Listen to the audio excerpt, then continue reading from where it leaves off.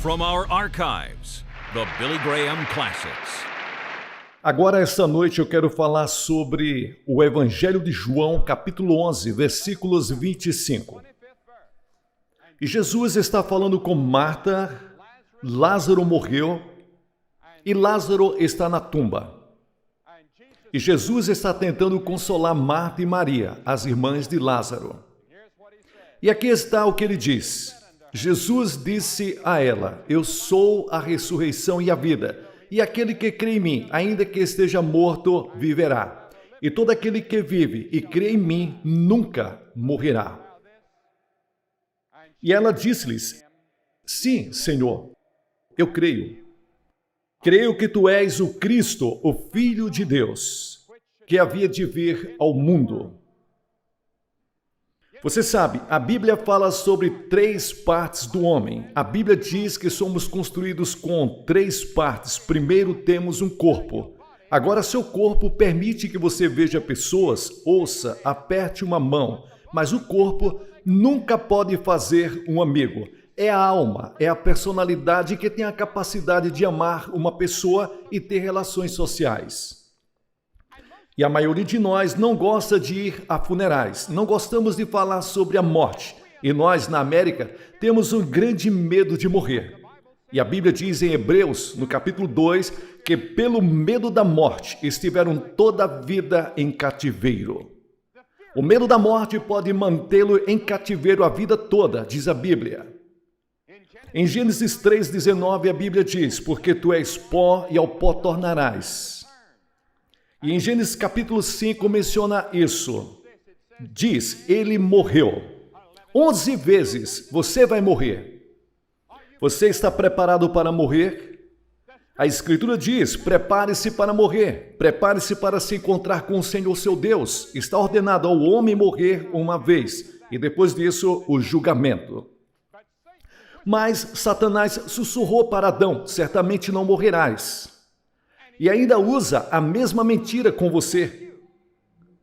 Você diz que outra pessoa vai morrer naquele acidente de carro, outra pessoa vai morrer de pneumonia, outra pessoa pode pegar um câncer e outra pessoa vai ter um ataque cardíaco, mas um dia desses será com você. Nós olhamos para as telas de filmes e vemos como Goebbels e Lombard, as fotos de Marilyn Monroe, e pensamos que eles estão vivos, ou até mesmo vemos o ex-presidente Kennedy, nós vemos Martin Luther King voltar para a tela. De alguma forma, colocamos nossos pensamentos que eles estão vivos em corpos como eram antigamente. Mas eles estão mortos. Assim, o corpo morre. O corpo de todo mundo vai morrer. Seu corpo um dia irá para a sepultura. A segunda parte de nós é chamada de alma. Às vezes trocamos alma e espírito, mas acredito que haja uma diferença entre alma e espírito. Mas a alma, o que é a alma? A alma pode pensar, a alma pode decidir, a alma pode desejar, a alma pode saber, pode amar, pode odiar, pode reagir. Resumindo, a alma é aquela parte de nós que chamamos de personalidade. Eu tenho 2 cachorros em casa, pastores alemães. Cães altamente treinados, devo acrescentar. Um deles é treinado para correr quando você está brincando com ele, outro é treinado para morder, se necessário. Mas, sabe, eu notei que esses cachorros, eles têm emoções, eles sofrem, eles se preocupam quando falta alimento. E eles ficam com raiva, eles amam, e cada um deles tem suas próprias personalidades, porque, veja bem, os cachorros têm alma. Assim como você, todo o mundo animal tem uma alma. Se um animal tem corpo e personalidades semelhantes aos humanos, o que os torna diferentes de nós? Você já pensou nisso? O que torna diferente você do seu cachorro? O que o torna superior a um elefante? O que o torna superior a qualquer outro animal? A terceira coisa, o corpo, a alma. Os animais têm corpos, os animais têm alma, mas nenhum deles tem espírito. O espírito é algo que só os seres humanos têm. O homem possui algo além de corpo, alma, que os animais têm agora. O homem tem o espírito, e o espírito é totalmente único. Você sabe o que é o espírito? O espírito é a capacidade de conhecer, desfrutar e ter comunhão com Deus Todo-Poderoso. O Deus do universo, o Deus que fez as estrelas e a lua e o sol e o mundo inteiro. Você apenas é um pequenino ser no universo, mas que pode ter um companheirismo com Deus Todo-Poderoso, porque você tem um espírito. Você é um espírito. Seu espírito vive em seu corpo. Você nasceu com esse espírito, essa capacidade de ter comunhão com Deus vivo. E esse é o espírito que o torna a pessoa mais baixa do universo em um ser superior a qualquer outro animal. Assim, a raça humana opera em 3 níveis: fisicamente com o corpo, socialmente com a alma e espiritualmente com o espírito. Agora a pergunta é: o que aconteceu com os nossos espíritos? A Bíblia diz que o nosso espírito está morto. Os pecados e ofensas nos separaram de Deus. Nós nos rebelamos contra Deus e nossos espíritos foram separados de Deus e nossos espíritos estão mortos. E esta é a razão porque Jesus Cristo veio e morreu na cruz, para nos reconciliar com Deus. O pecado separou meu espírito de Deus. E não posso ter comunhão com Deus, e não posso conhecer a Deus. Posso estudar toda a teologia em minha vida inteira e nunca encontrar Deus. Posso estudar filosofia toda a minha vida e nunca encontrar Deus. Posso ser o cientista mais brilhante do mundo e nunca encontrar Deus. Porque algo se interpôs entre meu espírito e Deus. E esse algo é o pecado. A Bíblia diz: todos pecaram e carecem da glória de Deus. Você é um pecador, eu sou um pecador, separado de Deus. Esse é um planeta em que todos os seres humanos nascem separados de Deus.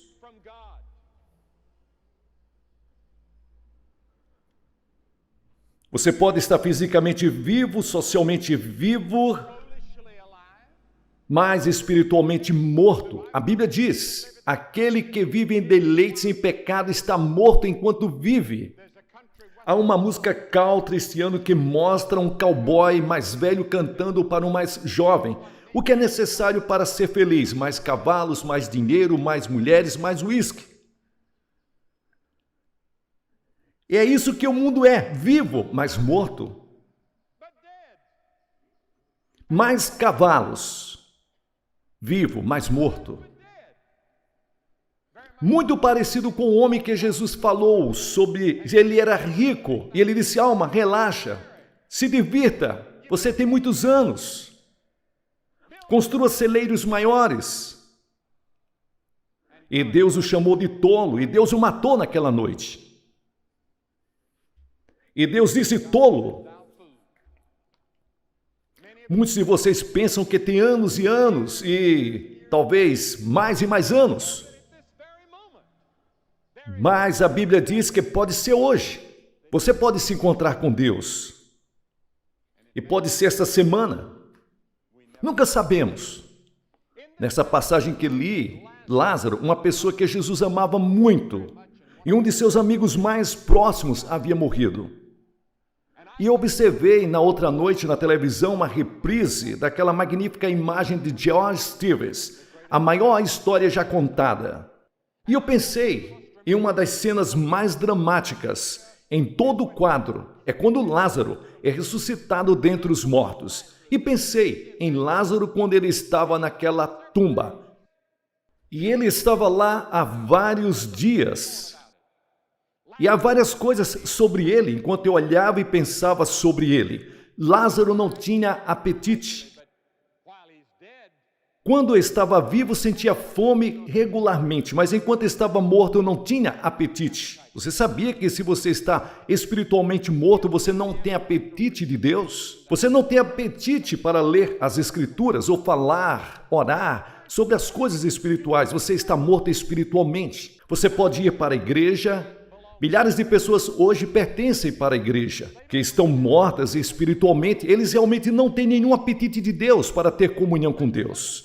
E a segunda coisa que eu pensei sobre Lázaro foi que não havia atividade. Uma pessoa espiritualmente morta não tem atividade espiritual. Elas têm muitas atividades físicas e sociais, mas pouca atividade em prol do reino de Deus.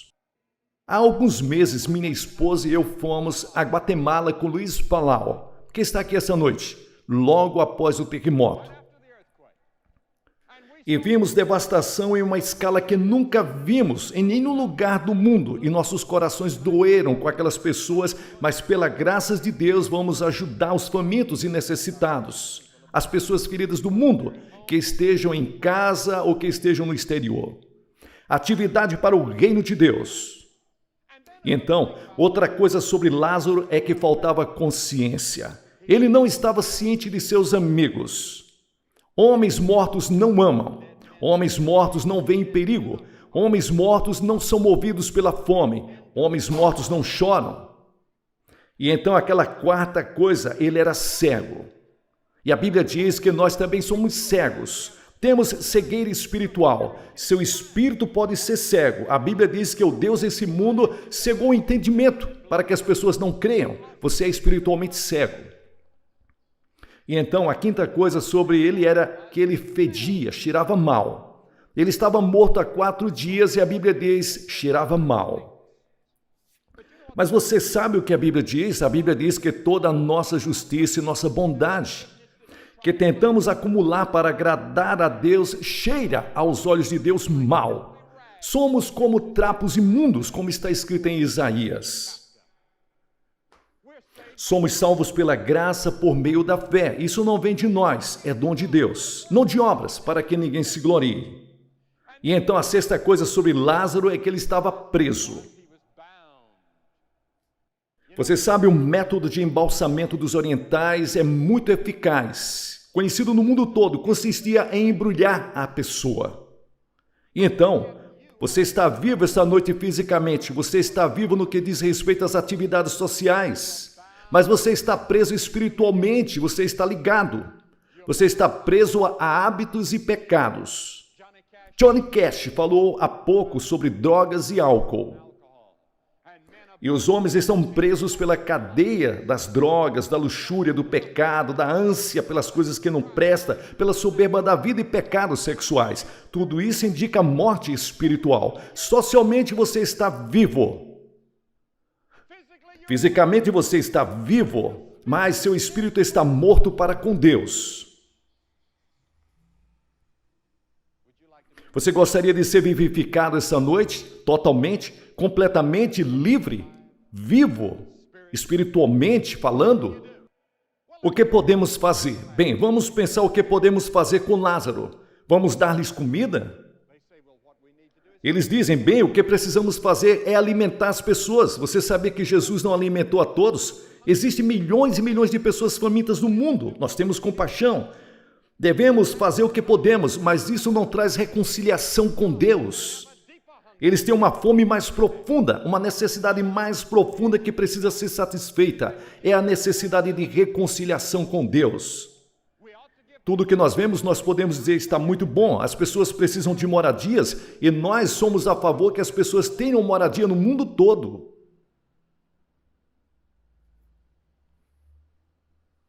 Mas isso não traz de volta o seu espírito. O espírito está morto. O homem tinha uma necessidade mais profunda, uma necessidade maior de reconciliação com Deus, e isto foi o que Cristo trouxe na cruz. Você diz, bem, precisa de mais entretenimento, mude o ambiente deles. Você sabe, muitos intelectuais hoje, eu notei, estão ficando desiludidos com toda a raça humana. O problema da raça humana é um problema espiritual. O problema da raça humana é um problema da alma. O problema da raça humana não é um problema físico, mas espiritual. O espírito do homem está separado de Deus. Ele odeia, mente, engana, briga, mata. Faz guerra porque seu espírito não está bem com Deus. Então o homem precisa endireitar seu espírito com Deus. Há uma grande coisa que um homem morto precisa. Você sabe o que é isso? Precisa de vida. E o próprio Jesus afirma ser a vida de que os homens espiritualmente mortos precisam. Ele disse que veio ao mundo para dar vida em abundância. Ele disse, aqui está uma das maiores passagens de toda a Escritura. Ele disse, eu sou a ressurreição e a vida. Agora, se você fosse um morto deitado naquele local, o que você gostaria de ouvir? Eu sou a ressurreição e a vida. Aquele que crê em mim, ainda que esteja morto, viverá. Você acredita em Jesus Cristo? Isso significa comprometer-se, entregar sua vida a Ele, para recebê-lo como seu Senhor e Salvador. E você pode ter vida espiritual. Além disso, a Bíblia diz que um dia seu corpo será ressuscitado dentre os mortos. Como você diz? Como será isso? Eu não sei. Só sei que a ciência diz que nenhuma substância no mundo vai se desintegrar. E o Deus que criou tudo desde o princípio pode reuni-la novamente. Mas seu espírito será unido ao seu corpo novamente, no mundo futuro, se você conhecer Jesus Cristo. Eu sou a ressurreição e a vida. Aquele que crê em mim, ainda que esteja morto, viverá. E todo aquele que crê em mim e esteja vivo, nunca morrerá.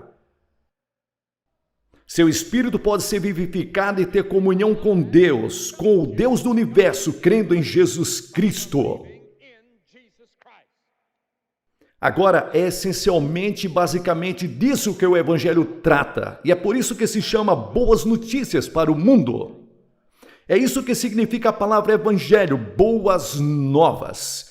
E é uma boa notícia para milhões e bilhões de pessoas que estão mortas para Deus. Ouvir que existe uma pessoa que pode lhes dar vida espiritual, mudar você e fazer de você uma nova pessoa. Você não recebe a vida eterna quando você morre, você obtém aqui em vida recebendo Jesus Cristo. Você pode ter comunhão com Deus por meio da leitura da Bíblia, da oração, da comunhão com outros cristãos. Você pode ter comunhão com Deus. Seu espírito está vivo. Seu corpo pode ficar cansado. Seu corpo pode ficar com fome, pode estar aprisionado. Seu corpo pode ser destruído pelas cicatrizes do pecado que já ocorreram. Mas Deus perdoará o pecado que se interpõe entre você e Deus. Ele o ajudará e o restaurará. E o ajudará e trará a vida para você. Você precisa estar disposto a ir até o fim. Você sabe por que algumas pessoas realmente nunca encontram Deus? Elas não estão dispostas a ir até o fim. Querem ir até o meio do caminho, até um terço do caminho, meio caminho, 3/4 do caminho, 90% do caminho ou 99% do caminho. Mas Jesus não aceitará dessa forma. Ele diz que é tudo. Essa é a razão pela qual ele disse naquele capítulo, não vou me comprometer com você. Você acredita em mim, mas eu não acredito em você. Eu sei que você está se escondendo. Você tem que estar disposto a entregar tudo, se quiser ter a vida eterna. Então ele se virou e perguntou a Maria e Marta, você acredita nisso?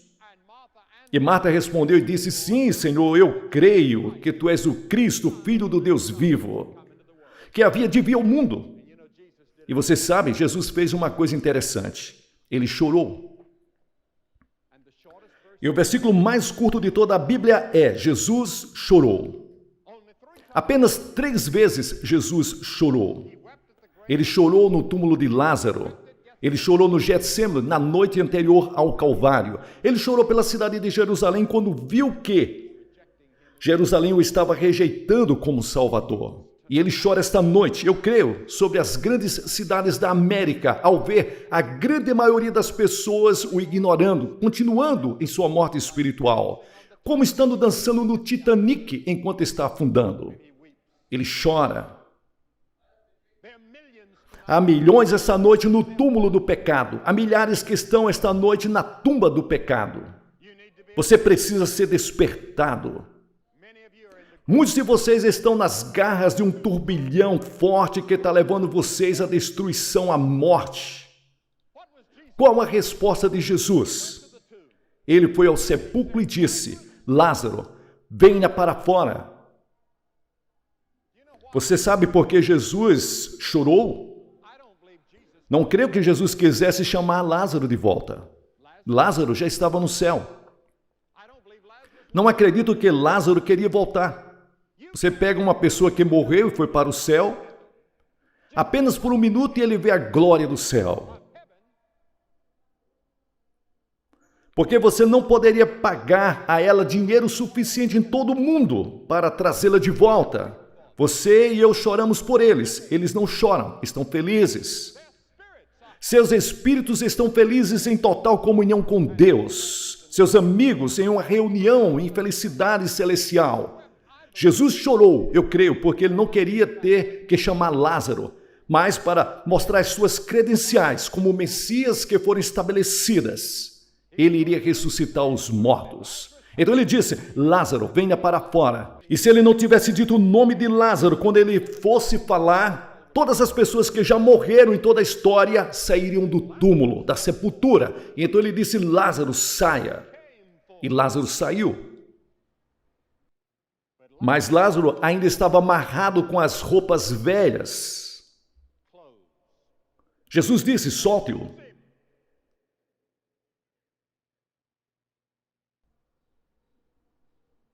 Agora você e eu temos que ser libertos depois que viermos a Cristo. Temos que ser libertos de nossos pecados, das coisas que nos prendem. Temos que ser libertos. E há muitas pessoas que me dizem: Billy, eu gostaria de vir a Cristo, mas não acho que poderia resistir. Você está certo. Você não pode resistir. Mas ele resistirá por você. E John estava contando nesse momento atrás sobre Coríntios, que diz que nós não seremos tentados além daquilo que podemos suportar. Mas juntamente com a tentação, ele nos dará o escape. Sim, você não é capaz de suportar, mas Deus dará o escape para você. E até eu esqueci que Johnny falou uma frase muito importante e disse: Deus é fiel. Deus é fiel, que não permitirá que você seja tentado além do que você possa suportar. Em outras palavras, Deus faz uma provisão para a sua vida cristã.